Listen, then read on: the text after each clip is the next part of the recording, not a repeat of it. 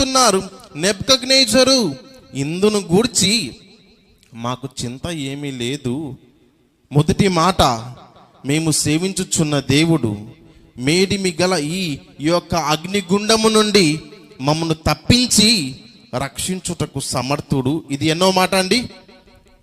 మొదటి మాట, మేము సేవించుచున్న దేవుడు మమ్మను రక్షించుటకు సమర్థుడు.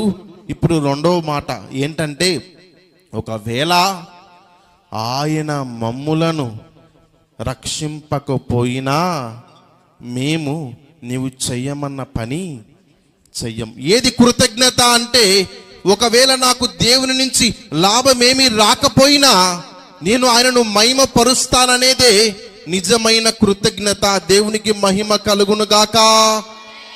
రెండు మాటలు జ్ఞాపకం చేస్తున్నాను. పరిశుద్ధాత్మ దేవుని ప్రేరేపణ నుండి నాకు లాభము దేవుని దగ్గర నుంచి మంచి ఏది రాకపోతే